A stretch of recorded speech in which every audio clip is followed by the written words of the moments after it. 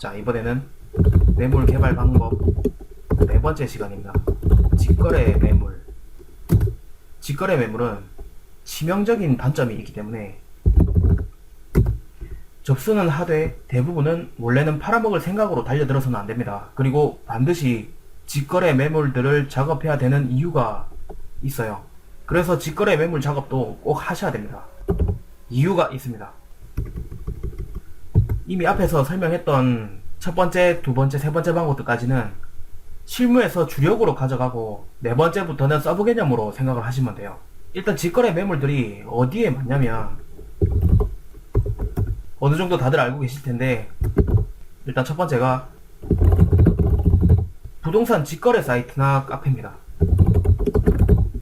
대표적인 부동산 직거래 카페 한두 개 생각나는 거 있으실 겁니다. 피터팬이나 급매물 카페 같은 곳인데, 대부분은 직거래 사이트로 시작했다가 제가 예전에 블루오션 영상에서 말씀드린 것처럼 직거래를 활성화시키는 방식들은 회사 입장에서 돈이 안 돼요.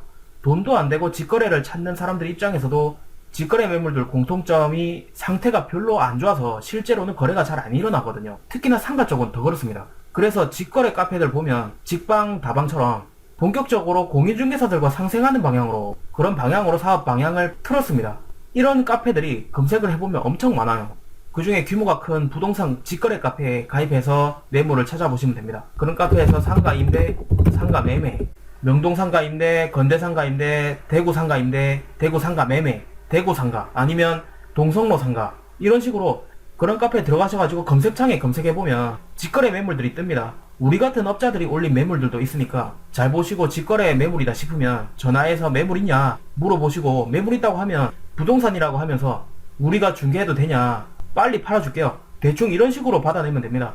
대부분은 별로 거부감 없이 쉽게 줍니다. 매물 받을 때 멘트 같은 거는 뭐 어떤 매물 작업이든 비슷비슷하거든요. 루트만 다를 뿐이에요.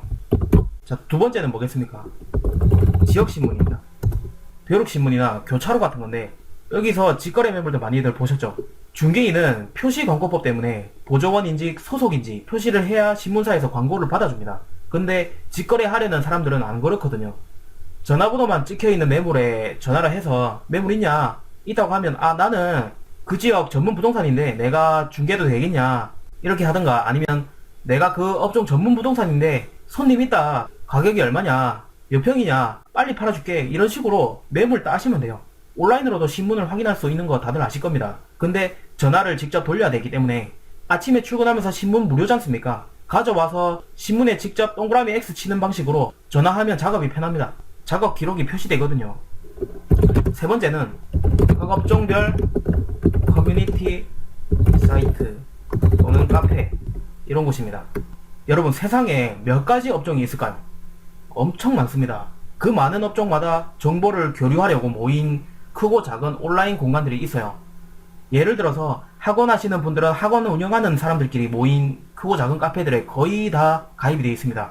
그런 곳에도 학원 매물들이 나오는데, 거기서 본인 지역을 검색해서 찾아보면 직거래 매물들을 찾을 수가 있습니다. 미용업이 특히나 이런 게 잘 돼 있거든요. 미용하는 사람들은 대체로 직거래 매물들을 거의 대부분 알고 부동산에 방문한다고 생각하고 있어야 실수를 안 합니다. 그만큼 네트워크가 잘 돼 있어요. 게스트하우스 같은 것들도 그렇고 의사들도 활동하는 곳이 있어요. 의사들이 활동하는 곳은 회원제로 운영하는 곳도 있는데, 그런 곳은 인맥으로 들어가셔야 됩니다. 보통 메디컬 빌딩 관리자들은 이런 곳에다가 매물을 올리거든요. 기본적으로 의사들은 인맥 타고 거래를 많이 합니다. 그래서 똑같은 상가 중개인이라도 대부분은 병원을 다뤄본 경험이 없을 겁니다. 창업 카페 쪽도 예비 창업자들이 많다 보니까 이런 곳에도 직거래 매물들이 많이 올라옵니다. 창업, 외식업, 바리스타, 학원, 미용, 이런 키워드로 카페 찾기에서 본인이 조금만 검색을 해보면 누구나 찾을 수 있어요. 네 번째는 각 지역별 사이트나 카페입니다. 요즘은 다들 지역별 카페 하나씩은 활동하시죠. 구단위, 시단위, 군단위로 잘게 나눠져 있습니다. 여기에 잘 보시면 중고 물품들 매매도 활발하거든요. 부동산 직거래 매물들도 당연히 올라옵니다. 대충 자기가 활동하는 지역의 지역 카페를 검색을 해보면 꽤 많이 나옵니다. 지역 카페뿐만 아니라 맘카페들도 있어요. 잘 찾아보시기 바랍니다. 이런 카페에서 역으로 직거래 매물인 척 매물 광고하시는 분들도 계신데 무슨 꼼수를 쓰든 간에 언젠가는 신고당하게 돼 있어요. 자, 다섯 번째는 오프라인에서 볼 수 있는 임대종이 아니면 현수막 같은 겁니다. 건물에 걸려있는 임대종이나 임대 현수막들은 다들 아실 겁니다. 현수막들 중에도 간혹 건물주 번호나 임차인 번호로 붙어있는 경우가 있는데 이런 곳에 연락해서 물건 받는 겁니다. 대략 이 5가지인데 직거래 매물도 구하는 루트는 일주일에 2번, 3번 정도 아니면 회전율이 좀 빠른 상권이다 그러면 하루 한 번 정도는 잠깐 짬내서 살펴보는 것도 좋습니다. 번화가에서는 꽤 널리 알려진 방식이라서 각 부동산마다 한두 명씩은 이런 사이트들 즐겨찾기 해놓고 아예 주기적으로 들락날락하는 사람들도 있어요. 자, 근데 중요한 거는 처음에 말씀드렸듯이 직거래 매물들을 접수해서 팔아먹을 생각을 웬만하면 하면 안 된다는 겁니다. 이 말이 좀 극단적으로 들릴 수도 있는데 팔 생각도 없는 직거래 매물들을 꼭 주기적으로 확인해야 되는 중요한 이유가 있어요. 만약에 정말 팔고 싶다 그러면 사전에 필수로 쳐야 되는 작업들이 있습니다. 그만큼 단점들이 치명적이기 때문입니다. 이 작업을 안 치면 죽 써서 개 주는 일이 많아지거든요. 일단 단점들이 뭐가 있는지부터 살펴보겠습니다. 여러분은 매물주들이 직거래 매물들을 카페 같은 데 올려놓은 거 보면 이게 다 뭐라고 생각하십니까? 이거 하나하나가 다 매물 광고입니다, 여러분. 부동산들이 올린 것만 광고인 게 아니에요. 한마디로 그만큼 매물이 너무 심각하게 날린다는 겁니다. 부동산들끼리만 알고 있는 매물들도 가치가 떨어지고 부담스러운데 직거래 광고로 나온 매물들은 부동산들은 당연하고 더 나아가서 손님들까지 개나 소나 전부 다 알게 됩니다. 그만큼 덤벼드는 경쟁자가 많다는 소리입니다.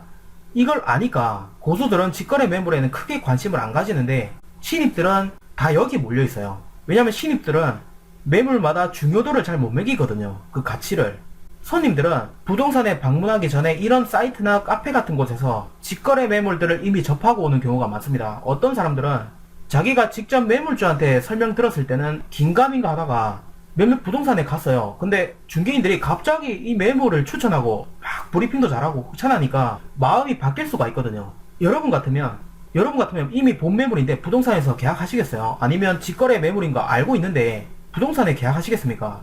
설득해줘서 고맙다고 수수료 줄 사람은 없습니다. 젊은 손님들은 이런 다양한 루트를 통해서 직거래 매물들도 꼭 살펴봅니다. 특히 번화가라면 이 정도 조사조차 안 하고 오는 사람들은 오히려 진짜 계약할 의욕이 있는 건지 약간 생각을 해볼 필요가 있어요. 자, 두 번째, 여러분들 중에 직거래 사이트나 카페에 제휴를 맺든 아니면 직거래인 척 하든 거꾸로 매물 광고하고 계신 분들도 계실 겁니다. 근데 여러분, 거기에 올라오는 직거래 매물들 중에 상태 괜찮은 거 보신 적 있으십니까? 있으세요? 소위 쓰레기 매물들이 훨씬 더 많습니다. 부동산 쪽에 먼저 의뢰를 해서 부동산 쪽에서 돌고 돌다가 부동산에서도 포기하는 바람에 매물주 스스로 어쩔 수 없이 광고하는 경우가 많습니다. 실제로 직거래 매물들은 대체로 조건이 별로 안 좋은 경우가 태반입니다. 이런 매물들을 갖다가 손님한테 팔아먹으려고 죽자사자 들이대다가는 너무 지나치게 안 좋은 매물을 보여주면 신뢰도에 치명적이에요. 여러분 간 많이 보셨죠? 다음에 간 보는 거에 대해서 이야기를 좀 해볼 텐데 간 보는 목적을 잘못 알고 있는 사람들이 태반입니다. 어설프게 간 보다가는 아예 상대할 가치도 없다 생각하고 전화도 안 받습니다. 직거래 매물들이 보통 상태가 안 좋거든요. 그래서 경험 많은 사람들은 우리는 그런 의도가 아닌데 우리가 간 본다고 오해하거든요. 예전에 올린 신뢰도 1호는 피가 되고 살이 되는 거니까 여러 번 보세요. 보통 영세한 분들이 부동산 수수료 아끼고 싶어서 직거래를 하거든요. 그래서 직거래 매물들 올라오는 거 보면 거진 사무실이라던가 뭐 공실 아니면 애초에 돈에 맞추려고 너무 외곽 쪽에 들어가는 바람에 대체로 거래되기에는 조건이 안 좋은 경우가 많습니다. 만약에 조건이 좋다 그러면 바로 광고하고 안내하시면 안 돼요. 이런 거는 작업을 먼저 쳐야 됩니다. 나중에 뒤에서 설명할 겁니다. 직거래 하시는 분들 공통적인 특징이 초보가 많습니다. 뉴스나 다큐 같은 데서 창업 컨설팅 업체나 프랜차이즈 쪽에서 사기당했다, 뭐 피해봤다는 사람들 많이 보셨을 거예요. 그 피해자분들 잘 보면 거의 대부분이 완전 초보입니다. 초보라서 뭘 모르니까 상권 분석, 입지 분석 이런데 혹하거든요. 우리는 대체로 경험 있는 창업자들을 보통 만나는데 대부분은 기존 거를 다 갈아엎고 새로 시작하시거든요. 근데 그 사람들 앞에서 막 상권 분석이니 뭐니 입지 분석하고 앉아있고 매출 자료 들이밀면 아 됐고요, 매물이나 보여주세요, 이 소리 듣습니다. 그 말 듣는 순간 감점 당한 거예요. 누누이 말씀드리지만 손님들은 중개인을 기본적으로 안 믿습니다. 이걸 자꾸 안 믿으니까 이상한 잡기술들에 자꾸 눈이 돌아가는 겁니다. 초보 창업자들이 창업 컨설팅 업체나 부동산이나 전 임차인들이나 건물주한테 속된 말로 눈탱이 안 맞아본 사람이 없거든요. 이렇게 직거래 매물로 내놓는 사람들도 대부분 눈탱이 맞고 장사해보니까 안 돼서 내놓는 경우가 많고, 인테리어 다 해놓고 동업자랑 싸워서 포기하는 경우도 있고, 건너 건물주가 건물을 비싸게 팔았다니까 자기 건물 상태는 생각도 안 하고 막 부르는 매도인도 있어요. 어쨌든 자기들이 손해본 거 권리금 같은 걸로 회수하려는 심리도 있고, 가격이 의외로 센 경우가 많습니다. 세 번째, 직거래 매물주는 직거래 손님들과 성향이 비슷하다는 걸 아셔야 돼요. 직거래로 사든 팔든 두 부류 모두 기본적으로 부동산 수수료를 굉장히 아깝게 생각합니다. 그래서 미리 작업을 안 쳐놓으면 자꾸 직거래를 유도하고 조금만 틈이 생겨도 직거래를 하려고 해요. 중개인이 손님 데려가면 명함을 슬쩍 준다거나 땡땡 카페에 올린 거 보고 누가 2시간 후에 보러 온다고 했는데 그분인 줄 알았네요. 이런 식으로 손님 들어라고 은근슬쩍 직거래 유도하려는 사람들도 있어요. 웃긴 거는 직거래로 나온 매물에 관심 가질 만한 사람들도 거의 영세한 분들이 많다 보니까 서로 통하기가 정말 쉽습니다. 혹시 왜 직거래 사이트나 지역신문에 직거래 매물들이 올라온다고 생각하십니까? 예비창업자들이 거기에서 활동하고 있기 때문이에요. 예비창업자가 젊을수록 우리한테 오기 전이든 우리를 만나고 나서든 직거래 매물주와 직접적으로 연결이 될 가능성이 상당히 높습니다. 그래서 직거래 매물들을 버려라 이런 소리는 아니거든요. 이런 단점들에도 불구하고 우리가 직거래 매물들을 확보해야 되는 중요한 이유가 있습니다. 적어도 특정 상권을 전문으로 취급한 중개인이라면 그 시장에 현재 시점에 나와 있는 모든 매물들을 알고 있어야 돼요. 피터팬이든 벼룩이든 현수막이든 경쟁 부동산이 올려놓은 블로그나 벼룩이나 현수막이나 가리지 말고 주기적으로 뒤져서 지금 시장에 뭐가 나와 있는지 파악을 하고 있어야 돼요. 그럼 여러분, 간혹 부동산하고는 거래 안 한다 이런 매물주나 아니면 관리 부동산이 갖고 있는 매물들은 어떻게 해야 되겠습니까? 자, 그런 것들도 재원을 따놓고 매물 엑셀에 다 기록을 해놔야 됩니다. 아니, 팔 수도 없는 매물을 귀찮게 왜요? 아니, 상대편의 패도 모르고 어떻게 이 판에서 이기려고 하세요? 중개인은 현재 그 시장에 나와 있는 모든 매물을 다 알고 있어야 됩니다. 저는 노름은 안 해봤거든요. 근데 노름 배울 때 최소한 화투가 어떤 것들이 있고 그거 하나에 몇 점인지 이 정도는 알고 시작해야 될 거 아닙니까? 이 매물들 하나하나가 전부 화투패라고 생각하세요. 패가 좀 많을 뿐입니다. 이 시장은 거대한 노름판입니다.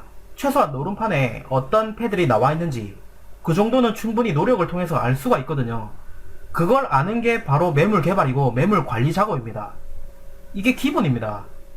그걸 우선 알고 나면 좀 지나면 내 경쟁자들은 과연 무슨 패를 들고 있을지, 나만 가진 패들은 어떤 게 있는지, 경쟁자들은 또 무슨 패를 숨겨두고 있을지도 대략적으로 예상이 가능해집니다. 제가 아마 카페에 올린 안내법 2번째에서 이야기를 했을 거예요. 보통 상가 입문자들이 제일 흔하게 하는 실수가 여러 상권을 취급하는 거예요. 그게 왜요? 아마 여러분들 중에 얼굴은 잘 모르겠지만 주변에 넓은 범위에서 활동해서 돈 많이 벌었다는 중개인 이야기를 책이든 뭐든 사례를 종종 접해봤을 겁니다. 공인중개사가 적은 자서전 같은 책들도 많이 보셨죠. 그런 건 사실 전부 다 광고하는 거거든요. 거기다 보면 심심하면 나오는 게 매매든 아파트든 토지든 재개발 재건축이든 안 해본 게 없는 것처럼 나와 있어요. 그리고 이 지역 저 지역 안 다닌 곳이 없습니다. 무슨 홍길동도 아니고 사람은 물리적인 한계라는 게 있거든요. 그리고 매물 보여준다고 전부 다 계약하는 것도 아닌데 함부로 타 지역으로 갈 수도 없지 않습니까? 매물 개발하는 것도 일입니다. 그런 거는. 부동산도 어느 한 파트에서 실적이 좋은 분들은 아실 거예요. 한두 개 종목 취급하기에도 빠듯한데 그 모든 걸 다 혼자 못하거든요. 직원들이 대부분 성사시켜 놓은 매물들도 있을 거고 공동중개로 해놓고는 책에는 본인이 다 한 것처럼 하는 사람들도 있습니다. 넓은 범위에서 활동 가능한 사람은 세 부류 정도밖에 없어요. 임대가 아닌 매매 전문이나 모텔이나 학원 PC방 같은 특정 업종 전문으로 취급하는 그 팀에 소속된 분, 아니면 그 프랜차이즈 매물 개발팀 같이 손님은 이미 돈 싸들고 준비 다 돼 있고 매물만 구하면 되는 사람들, 그 정도입니다. 이런 거는 손님에 맞춰서 거꾸로 매물을 구하러 다녀도 크게 문제가 없어요. 근데 어떤 한정된 지역에 대한 매물밖에 없고 기껏해야 대책이라고는 자격증 동기나 아니면 매물 공유 같은 모임 만들어서 잡스러운 매물 공유하는 게 한개인 중개인이 그것도 보통 매물 공유는 초보자들끼리만 하거든요. 초보자들 100명이 모여보세요. 초보자들은 매물이 없어서 계약이 안 되는 게 아니거든요. 근데 많이 착각하십니다. 그리고 만약에 소장이라는 사람이 직원들 매물로 이러고 앉아있으면 진짜 막장까지 다 간 겁니다. 직원들 중에도 이런 장난치는 사람이 있으면 요즘은 바로 공유되거든요. 그런 사람들이 범위를 넓혀서 일을 하려고 하니까 계약도 안 되고 당연히 시간만 낭비합니다. 이 세 부류가 아닌데도 범위를 쓸데없이 넓히는 사람들은 이런 상가시장의 구조조차도 제대로 모르는 초보자들입니다. 제가 이런 분들 한두 명 본 게 아니에요. 실제로 잘 나가던 경쟁부동산 중에서 이런 개념 없는 소장이 경력 직원들한테 타 지역에 있는 매물도 구해오라고 강제하는 바람에 10년 가까이 된 상가 전문 부동산이 폭발한 경우가 있었어요. 이 시장의 구조를 이해하고 있는 경력자들한테는 범위 넓히라는 소리는 같이 굶어 죽자는 소리거든요. 이미 이 시장에는 수많은 초보자들이 범위 넓혀서 활동하다가 시간이며 주머니며 통장이며 탈탈 털리고 있습니다. 만약에 그럼에도 직거래 매물을 꼭 팔고 싶다, 이 매물은 좋은 매물이다, 그러면 이 단점들을 커버하기 위해서 뭘 해야 될까요? 필수 작업이 있습니다. 매물 접수할 때 최소한 매물주가 올려놓은 광고는 내리도록 해야 됩니다. 매물주가 계속 뻔히 광고 중인데 그걸 무시하고 부동산에서 광고를 해버리면 누구한테 연락하겠어요? 클로징을 빨리 칠 자신이 없으면 질질 끌다가 결국 직거래 광고를 보게 됩니다. 손님들은 운 좋게 그걸 못 봐서 할 수도 있겠지만 함부로 그렇게 추진하면 안 돼요. 이런 우연을 바라고 자꾸 우연에 기대서 일을 하시면 안 됩니다. 이런 작업을 습관적으로 계속 쳐서 몸에 또 입에 익히는 훈련을 초보 때부터 계속 하셔야 돼요. 매물주가 광고를 하고 있다는 거는 뭐랑 비슷하냐면 가게 앞에 임차인 휴대폰 번호가 뻔히 써붙어 있는 상태랑 비슷합니다. 그런 매물에는 함부로 안내 안 하시지 않습니까?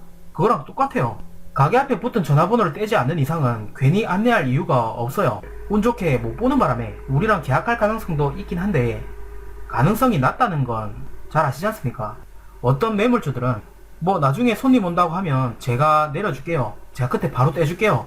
그때 내가 꼭 내릴게요. 일단 광고부터 해주세요.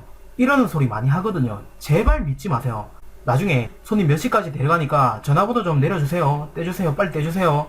장사 오래 한 사람들은 일부러 한 10분, 15분 늦게 나타나서 사정이 있어서 늦었다면서 일부러 늦게 도착하는 식으로 손님이랑 부동산을 매물 앞에서 기다리게 하는 식으로 가게 앞에 떡하니 붙여놓은 자기 폰 번호를 노출시키는 사람들도 있습니다.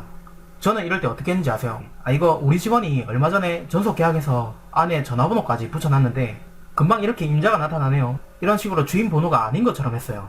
그리고 그 손님 바로 계약서 썼습니다. 여러분, 매물주들 함부로 믿지 마세요. 초보분들 보면 매물주가 막 실장님만 믿고 있을 테니까 광고 좀 팍팍 내서 좀 팔아주세요. 이러면 좋다고 광고해줍니다. 뭔가 이 사람하고 개인적으로 1대1로 약속한 것 같아서 안 해주면 미안한 마음이 생기거든요. 매물주들은 이런 마음을 다 알고 있습니다. 그걸 이용하는 거예요.